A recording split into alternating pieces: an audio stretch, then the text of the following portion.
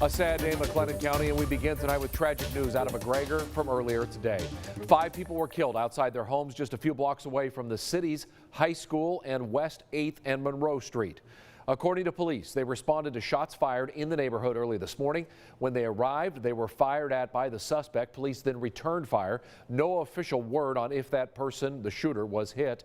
However, we do know they are in custody right now. They have yet to be identified. DPS officials have also not named any of the victims officially. However, family members of some of those killed have allowed us to share their names with you. And this is Lori and her daughter, Natalie Aviles. They were reportedly 2 of the people killed today in what seems to be a senseless event. A prayer vigil was held for this family at a local church this evening. Our very own Darren Wallace joins us now live from there with more on how the family chose to remember this mother and daughter. Darren, this has to be a terribly sad night. Chris, it was an incredibly emotional scene here in McGregor tonight. 2 women who were so clearly very loved by their community were remembered at this vigil after they were so tragically and suddenly taken from them earlier Thursday morning. And the community here says that tonight's vigil was more about celebrating life than it is about being sad about death. It's a great loss even for our church. They are going to be greatly missed. On Thursday morning, tragedy struck the city of McGregor. A domestic conflict turned into a murder scene, leaving 5 people dead. Among the lives lost were mother and daughter, Lori and Natalie Aviles. They both love Jesus.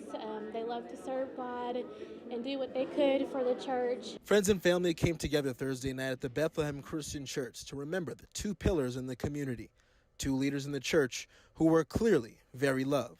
My whole life, I've known that Lori was a strong leader, a woman of God, and I really got to meet that Lori, who was just my friend.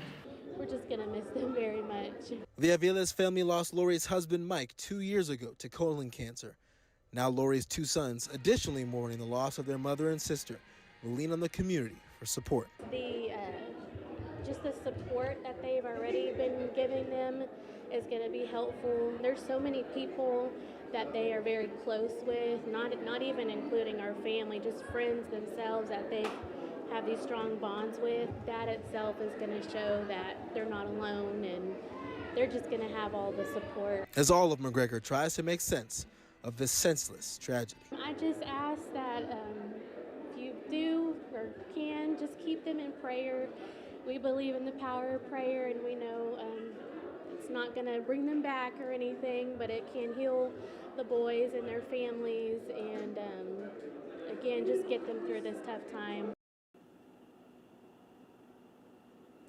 Now, Chris, this story is still a developing one as far as details and facts are concerned, but the family and loved ones here tonight show just how loved Lori and Natalie were. It was a packed house in there. They were bringing in extra seats. There was standing room only at one point, and the family is hoping that they can get justice for Natalie and Lori in their murders. If you'd like to help the 2 boys who survived Natalie and Lori, you can visit kcentv.com. There's a GoFundMe page set up there where you can help if you wish. And the family also would like to extend their condolences and prayers to the 3 others who were affected in today's tragic shooting.